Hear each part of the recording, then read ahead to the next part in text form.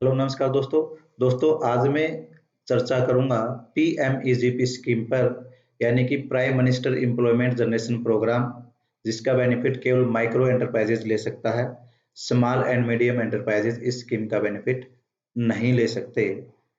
तो दोस्तों अपनी वीडियो स्टार्ट करने से पहले मैं आपको बताना चाहूंगा कि एमएसएमई से रिलेटेड जैसे कि एमएसएमई एक्ट क्या है, किस तरीके से हम एमएसएमई को रजिस्टर्ड करवा सकते हैं, कौन कौन सी स्कीम है सेंट्रल गवर्नमेंट या स्टेट गवर्नमेंट की जिनका बेनिफिट हम ले सकते हैं, उन सभी वीडियो का लिंक हमने डिस्क्रिप्शन में दिया हुआ है।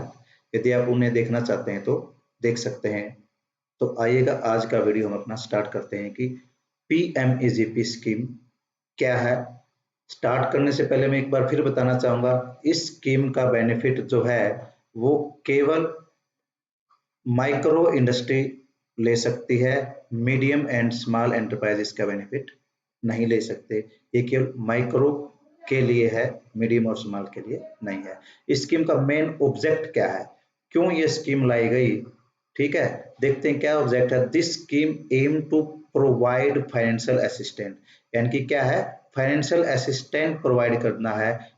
किसी financial assistant provide to setup self employment venture and generate substantial employment, यानी कि सेल्फ एम्प्लॉयमेंट के लिए और एम्प्लॉयमेंट जनरेट करने के लिए फाइनेंशियल हेल्प दी जाएगी।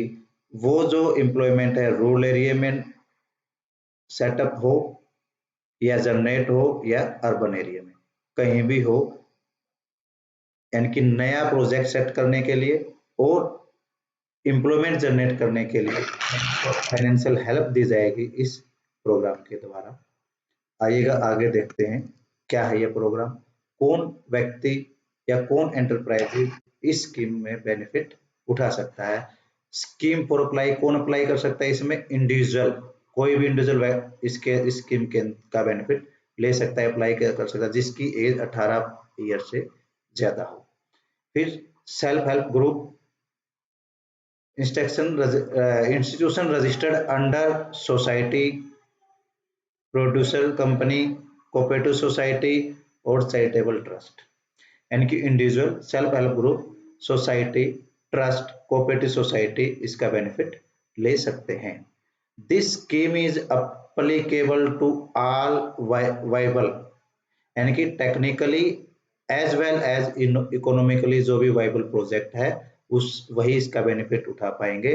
वो प्रोजेक्ट चाहे रूरल एरिया में हो या फिर अर्बन एरिया में हो। और कंडीशन क्या है, माइक्रो एंटरप्राइजेस होनी चाहिए, वो जो भी जो एंटरप्राइज उसका बेनिफिट लेगा। माइक्रो एंटरप्राइज कौन सी होते हैं, जिनकी में जो इन्वेस्टमेंट है वो कितनी होनी चाहिए, 1 करोड़ रुपए से कम उसमें इन्वेस्टमेंट हो और उसमें टर्नओवर कितना होना चाहिए, टर्नओवर होना चाहिए उसका 5 करोड़ रुपए से कम, यानी कि जो उसका इन्वेस्टमेंट है वो 1 करोड़ से कम हो प्लांट एंड मशीनरी में, और टर्नओवर जो है वो 5 करोड़ से कम हो, उसे हम माइक्रो एंटरप्राइजेस कहेंगे, वही इसका बेनिफिट ले सकते हैं। उसके बाद की बेनिफिट क्या है, इसे जो बैंक जो फाइनेंस करेगा, ठीक है, सबसे पहला इसका जो की बेनिफिट है वो है bank finance subsidy programme for setting up new micro enterprises in non farm sector. उसके बाद मार्जिन मनी कितनी लगेगी इसके अंदर, ठीक है, बैंक लोन सैंक्शन करेगा, मैन्युफैक्चरिंग सेक्टर हो या सर्विस सेक्टर, यानी कि मैन्युफैक्चरिंग सेक्टर के लिए ये और सर्विस के लिए यहाँ पर हम देखेंगे।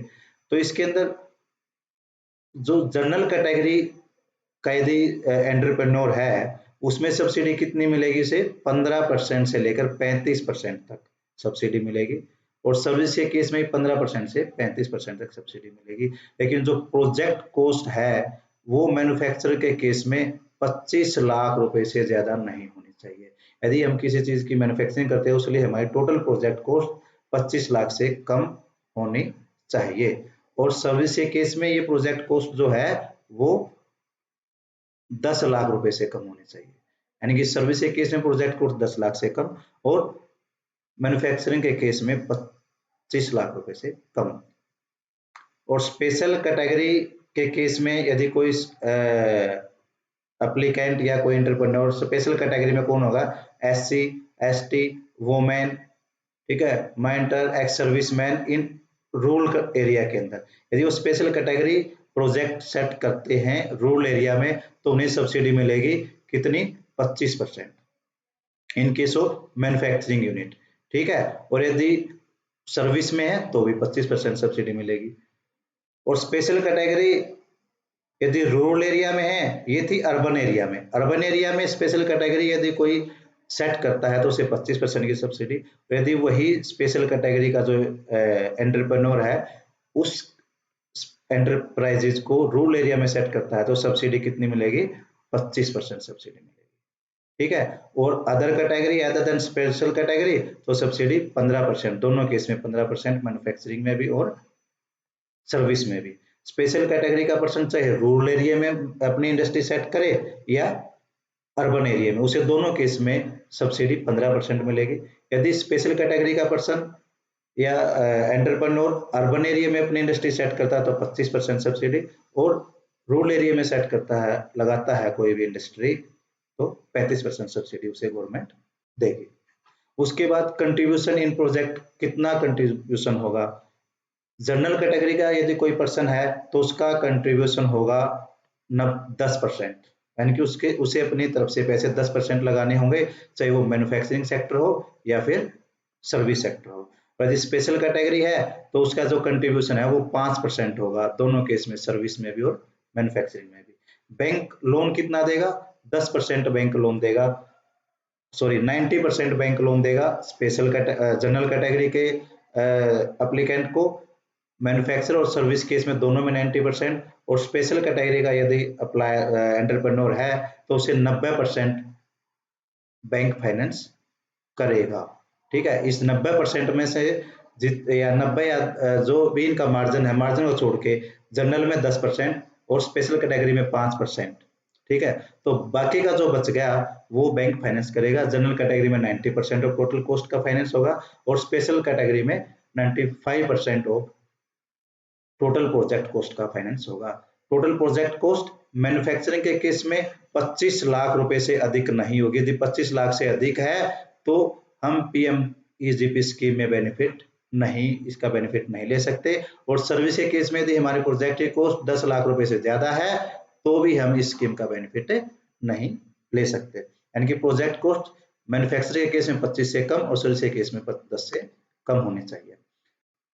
उसके बाद आती है कि कहाँ हम अप्लाई करें, अप्लाई कैसे होंगे, ठीक है। अप्लाई कौन करेगा उसका हमें पता लगा, इसके बेनिफिट क्या है उसका हमें पता लग गया, प्रोजेक्ट कॉस्ट कितनी होनी चाहिए इसका भी हमें पता लग गया, कितने % सब्सिडी मिलेगी इसका भी हमें पता लग गया। ये मैंने जान लिया कि स्पेशल कैटेगरी में यदि अर्बन एरिया में इंडस्ट्री है तो 25%, रूरल एरिया में है तो 35%, और अदर देन स्पेशल कैटेगरी 15%, चाहे वो रूरल में हो या फिर अर्बन में हो।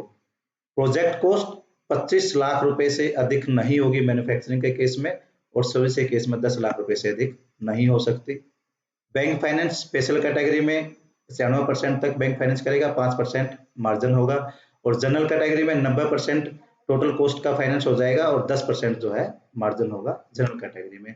अप्लाई कहाँ होगा, www.kviconline.gov.in/PMEGP portal/PMEGP होम। ये यदि हम लिंक डालेंगे गूगल पर तो हमारे सामने पोर्टल खुल जाएगा जहां पर जाकर हम इस स्कीम में एप्लीकेशन डाल सकते हैं। तो दोस्तों ये था PMEGP स्कीम के बारे में। यदि इससे रिलेटेड कोई भी क्वेरी है तो आप हमें इस ईमेल आईडी पर लिख सकते हैं। और दोस्तों वीडियो समाप्त करने से पहले मैं आप सभी से रिक्वेस्ट करूंगा, यदि आपने अभी तक YouTube चैनल सब्सक्राइब नहीं किया है तो प्लीज सब्सक्राइब करें और वीडियो को लाइक करें और शेयर करें, ताकि इस वीडियो का बेनिफिट बहुत और भी आपके जो सर्कल में जो आपके दोस्त हैं या फिर जो आपके रिलेटिव हैं वो भी इस वीडियो का बेनिफिट ले सके, और इस वीडियो को देख के जो भी व्यक्ति इस हिसाब से सब्सिडी लेना चाहता है सरकार से वो इसका बेनिफिट ले सके। अंत में एक बार फिर मैं यही रिक्वेस्ट करूंगा आपसे, यदि आपने हमारा YouTube channel know the tax अभी तक सब्सक्राइब नहीं किया तो प्लीज उसे सब्सक्राइब करें, वीडियो को लाइक करें, शेयर करें। थैंक यू, धन्यवाद।